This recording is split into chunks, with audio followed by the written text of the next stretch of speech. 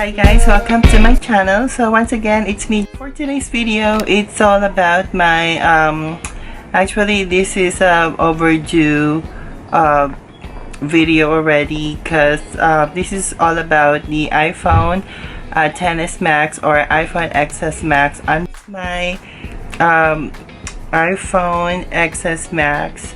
And here's the box.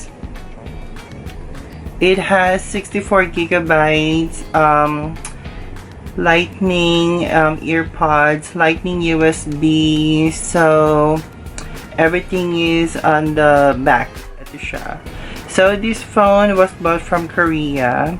So once again, this unit was purchased from Korea. So again, it's 64 gigabytes. And this is a iPhone XS Max Space Gray 64 gigabytes. So you'll see there. So here's the front cover. Ay pinaka top. So on the side, iPhone, and then on top, the iPhone logo, and then on the side as well, so at the bottom. So again, I'm gonna make this quick as possible because marami na kasing unboxing sa YouTube, so it's not a thorough review, it's just like a real quick unboxing. So once you open the box, you have the kit, welcome kit. So here's how it looks like. Says designed by Apple in California. And then inside this you have, so once again, since this unit purchased from Korea, so ayan, so it's on Korean language. So manual. And then inside you have the pin or the SIM pin for you to be able to remove the actual tray or SIM tray. And as well, hindi mawawala is yung Apple sticker.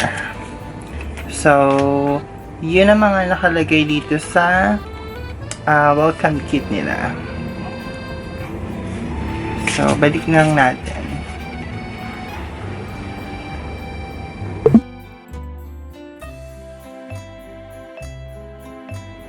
So yan, nabalik ko na siya. So after that, so ito na yung pinaka unit itself. So once again, I have the Space Gray, so that means black yung pinaka front.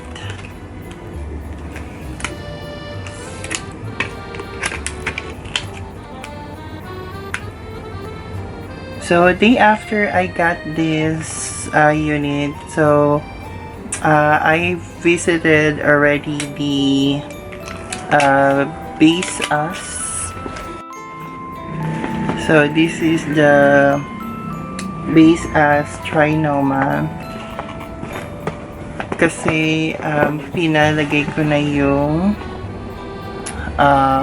screen protector. So yan, worth of $590. So once again, Trinoma. It has the front and the back screen protector. So again, para make sure na safe siya.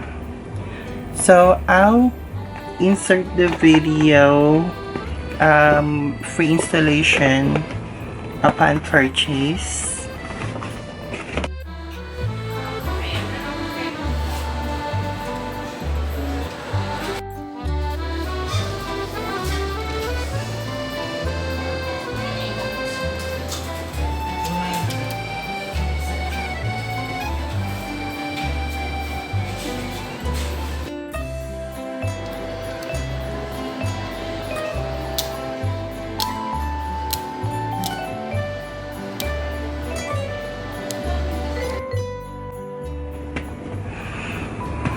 And then afterwards, I go straight to our Mac Center or Apple Store. So here,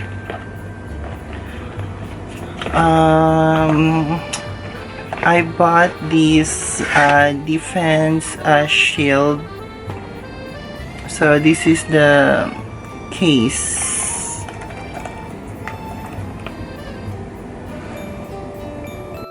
The price. So since again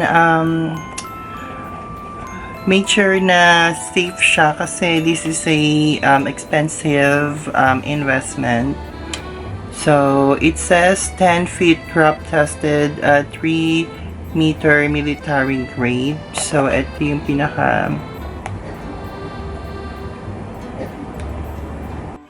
And then it says at the box, certified to survive 10 or 3 meters drop on concrete, blah blah blah. So, ito. So, to open, you have to, yun. So, wala siyang laman kasi, ito na siya. So, this is a hard case and then medyo soft yung pinaka edges, pero again this is a really hard casing. Again rose gold.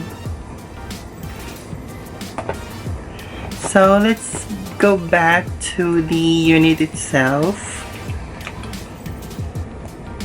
So ito nga, so i-remove natin sticker. So, i-remove natin yung pinaka main cover, yung pinaka shield. And then, what's in the box, you have, once again, everything is listed at the back of the box. So, you have the ear pod. Here's the ear pod.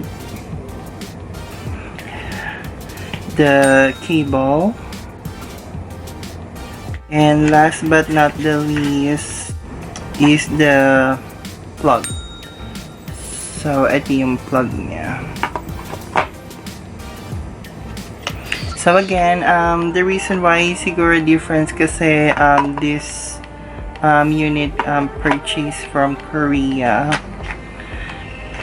So, ayun lang naman ang pinaka laman niya.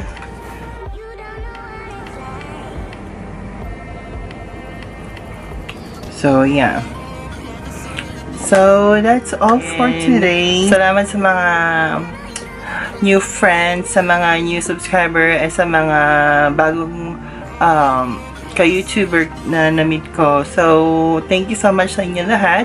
Hope you subscribe if you haven't subscribed to my channel. And please feel free to put your comment down below. And then you can click the bell icon for you to notify on my next video. So once again,